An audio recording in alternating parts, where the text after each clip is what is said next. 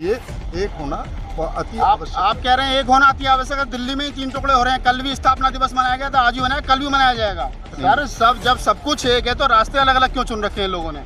कोई अनपढ़ आदमी, गंवार आदमी, गांव देहात का आदमी अगर इस तरीके की हरकत करे तो बात समझ में आती है। पढ़े लिखे लोग, बाबा साहब का पहला नारा संगठित रहो, वहीं फेल हो रहे हैं। समता सैनिक दल के बाद में आरएसएस बना था, आज वो हर तरीके से मतलब पूरे देश के कोने कोने में, और हम लोग टुकड़े टुकड़े हैं। मतलब कैसे कैसे क्या है इसका कोई विकल्प? वो लोग 1980 के दशक में, 90 की शुरुआत के दशक में समता सैनिक दल के मुख्य सीटों पर बैठे थे, आज भी वही लोग बैठे हैं। नए युवाओं को मौका नहीं। जय भीम, नमो बुद्धाय। दोस्तों, मैं राहुल नागपाल और आप देख रहे हैं राहुल लाइव 85। आज समता सैनिक दल का 98वां स्थापना दिवस था और स्थापना दिवस में मुख्य अतिथि के रूप में केजी बालाकृष्ण साहब थे, जो इंडिया के पूर्व चीफ जस्टिस हैं। हमारे साथ AR जोशी साहब हैं, जो संरक्षक हैं समता सैनिक दल के। जोशी साहब, आपका स्वागत है। बताइए कहाँ से लोग आए और क्या संकल्प जो है आज वो लिया गया? देखिए, ऐसा है कि कोरोना काल की वजह से हमने पूरे देश से लोग नहीं बुलाए। जो नज़दीक के लोग थे वो केवल उनको ही बुलाया, और अदरवाइज अगर हम पूरे स्टेटों से बुलाते तो सर्टेनली यहाँ पर बैठने की जगह ना मिलती। दूसरा, कुछ लोग झारखंड से ज़रूर आए, थोड़े से लोग राजस्थान से भी आए, हम उनका स्वागत करते हैं। और आगे की जो रणनीति है, जो पूरे देश में जितने भी घटक हैं समता सैनिक दल के, हमने पहले भी प्रयास किया था और सब लोग एक प्लेटफार्म पाए थे। अभी भी हम उसी प्रयास में हैं कि सब लोग इकट्ठा हों और दल की बहबूदी के लिए, दल की मजबूती के लिए और समाज की रक्षा सुरक्षा के लिए एक होना अति आवश्यक। आप कह रहे हैं एक होना अति आवश्यक है। दिल्ली में ही 3 टुकड़े हो रहे हैं। कल भी स्थापना दिवस मनाया गया था, आज भी मनाया, कल भी मनाया जाएगा। देखिए, ऐसा है, कोई टुकड़े नहीं है। कभी कभी परिवार में मन मुटाव हो जाता है, उस मन मुटाव को ठीक कर लिया जाएगा। कोई ऐसी बात नहीं। चूँकि हम भीम सैनिक हैं, बाबा साहब के सिपाही हैं, और जो बाबा साहब के सिपाही हैं, भगवान बुद्ध के अनुयायी हैं, उन्हें मनाने में वैचारिक, जब विचार एक होता है तो मनाने का कोई मनमुटाव जरूर हो जाए। मन भेद नहीं है, विचार भेद नहीं है, आइडियोलॉजी सेम है, मिशन सेम है, कार्य से लिए एक है। रक्षा सुरक्षा के लिए समाज की हम कार्य कर रहे हैं तो सर्टेनली सब एक हो जाएंगे। कोई बड़ी बात नहीं। यार जब सब कुछ एक है तो रास्ते अलग अलग क्यों चुन रखे हैं लोगों ने? कोई अनपढ़ आदमी, गंवार आदमी, गांव देहात का आदमी अगर इस तरीके की हरकत करे तो बात समझ में आती है। पढ़े लिखे लोग, बाबा साहब का पहला नारा संगठित रहो, वहीं फेल हो रहे हैं। देखिए, कोई फेल नहीं हो रहा। कुछ दिनों से इस कोरोना काल में थोड़ा सा भटक गए थे लोग, सब इकट्ठे हो जाएंगे।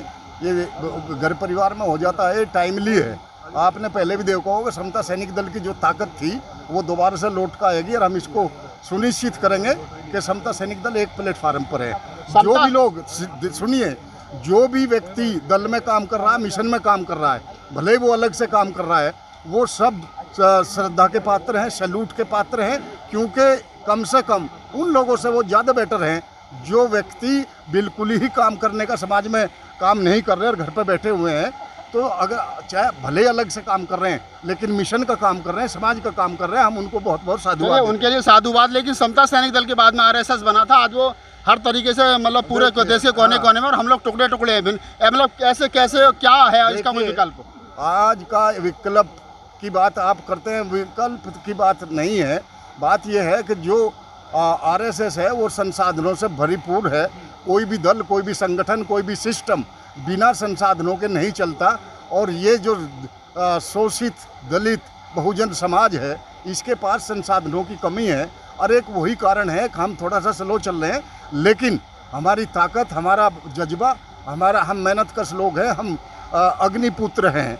हम समझते हैं कि हम एक एक भी कहीं हज़ार के बराबर हैं, और धीरे धीरे, चूँकि हम तपे हुए लोग हैं, हम मेहनतकश लोग हैं, हम परिश्रमी हैं, हम मिट्टी के लोग हैं, तो सर्टेनली इसको हम ताकत देंगे। और आगे आने वाली जो जनरेशन है, बाबा साहब के बारे में ये मिशन को फैलाएंगे। बड़े दुख से कहना पड़ता है कि बहुत से संगठन बाबा साहब का नाम लेकर के संगठन चल रहे हैं, लेकिन वो अपने घर परिवार पालने का काम कर रहे हैं। ऐसा समता सैनिक दल में नहीं है, कम से कम। सर, आपने कहा एक चलते चलते आखिरी सवाल है, जो लोग 1980 के दशक में, 90 की शुरुआत के दशक में समता सैनिक दल के मुख्य सीटों पर बैठे थे, आज भी वही लोग बैठे हैं। नए युवाओं को मौका नहीं दिया जा रहा है, आखिर क्यों? देखिए, युवाओं को बहुत मौका दिया जाता है, ऐसा नहीं है, लेकिन हमें बुजुर्गों की भी ज़रूरत है, मार्गदर्शन के लिए ज़रूरत है।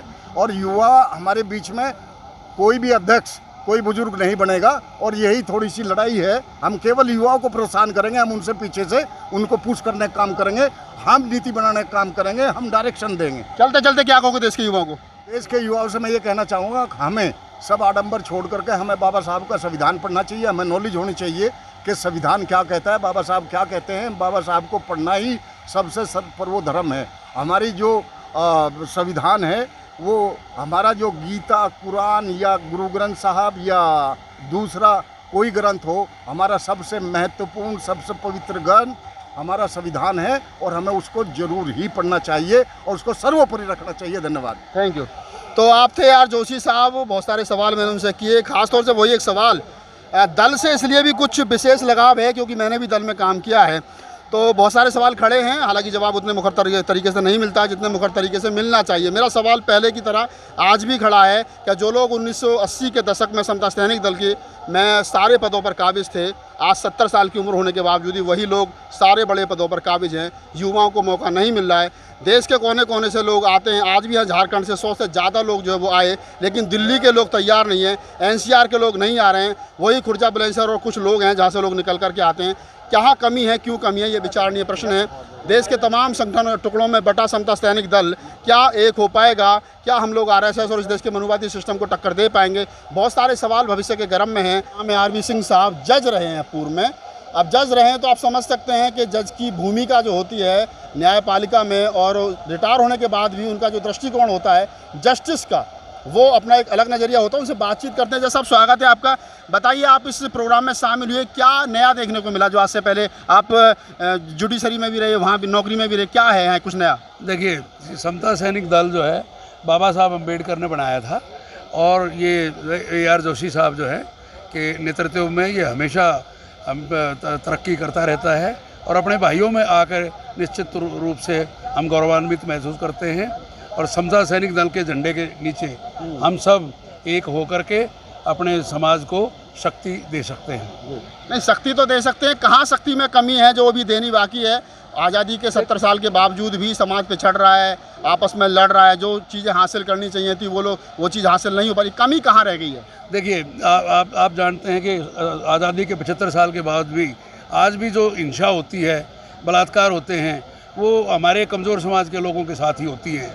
और अगर हमारा ये समता सैनिक दल बहुत मजबूत हो जाए, हर ज़िले में, हर शहर में, हर कस्बे में इतना मजबूत हो कि जो आतताई हैं, जो गलत काम करने वाले हैं, अगर उनको ये मैसेज जाए कि भाई ये अगर इनकी किसी माता बहना के साथ किसी तरह की बदतमीजी करी तो तुम्हारे को ये समझ लीजिए कि मुंह की खानी पड़ेगी। चलिए, वो तो मैं आपसे एक जुडिशरी से जुड़ा हुआ सवाल पूछ लेता हूँ। जुडिशरी में ज़्यादातर अपर कास्ट के लोग हैं और न्याय भी जो है वो भी जाति देख करके होता है। आप तो जुडिशरी में रहें, क्या अगर संगठन, सामाजिक संगठन मजबूत हो जाए तो क्या फिर भी क्या न्याय मिल पाएगा? जो जज ब्राह्मणवादी मनुवादी विचारधारा का कुर्सी पर बैठा है, क्या वो न्याय देगा? देखिए, मैं इस मामले में थोड़ा वो कहूँगा कि न्याय कानून के हिसाब से करते हैं। अधिकतर जज कानून के हिसाब से ही काम करते हैं। सर, जो आदमी 24 घंटे में से 16 घंटे जातिवाद के साथ जीता हो और 6 घंटे कुर्सी पर बैठ करके कैसे माना जा सकता है कि वो जाति को छोड़ सकता है न्याय करते वक्त? नहीं, ये मतलब आप कह सकते हो, लेकिन कुल मिला के कानून के हिसाब से ही न्याय होता है। ये हो सकता है कि किसी एक आध जज के दिमाग में कोई इस तरह की बात हो और वो गलत करते हों, और आपने देखा भी होगा। तो लेकिन कुल मिला के मैं यही कहूँगा कि जजेस फिर भी न्याय करते हैं।